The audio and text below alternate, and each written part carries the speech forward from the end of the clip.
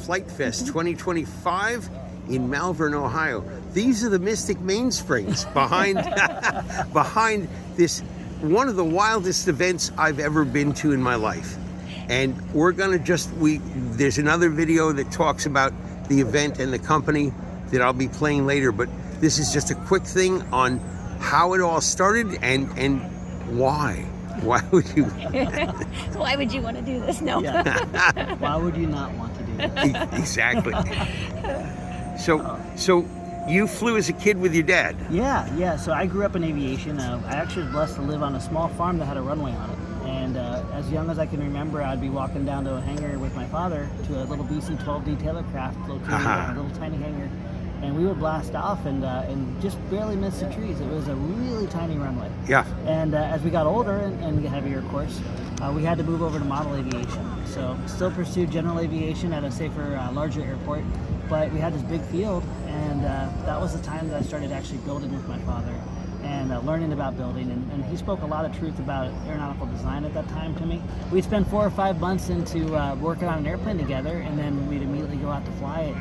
And I would turn it into pieces. I wouldn't be able to make it very far, and I remember those emotions and picking up the pieces together.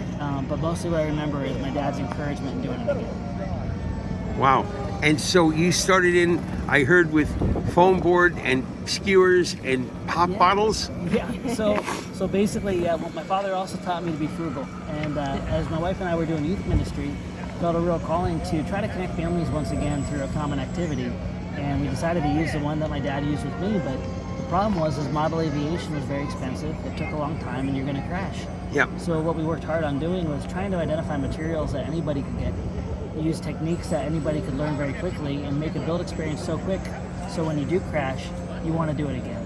Yep. And that kind of led to what we have today. Yeah. And the flight test motto, which is?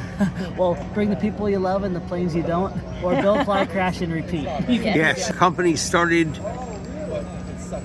how many years ago? Started in 2010. Right? I think the company was 2010, but Flitefest was 2014. Right. And it's now grown into how many people here today? Oh my goodness. I think we're going to have almost 6,000 people cross our doors throughout the whole entire week.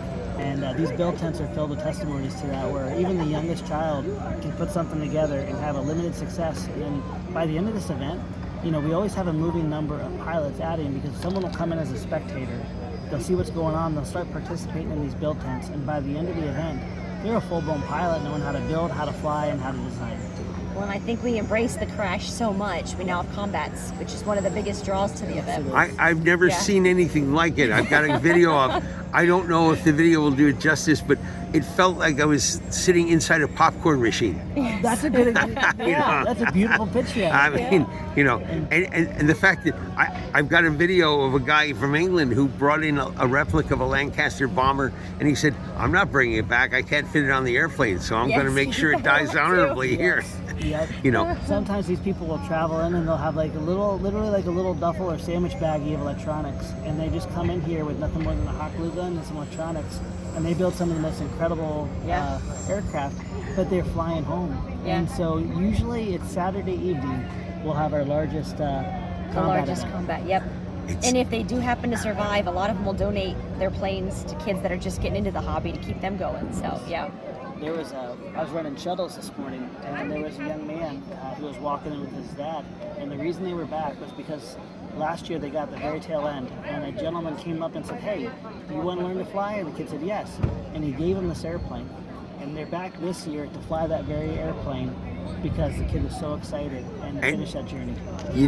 I think that's a rinse, lather, repeat 1,000 times every year. I just, because I've run into so many acts of generosity and creativity here. It's like,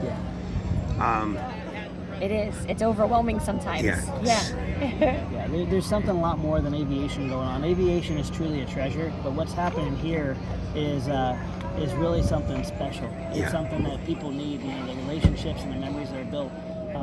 Parents taking the time out of their lives to go across the country or even into this country, because we have 12 countries represented. I believe so, yeah. That have flown into this country just to come to the middle of nowhere to fly planes. That takes a lot of time, energy.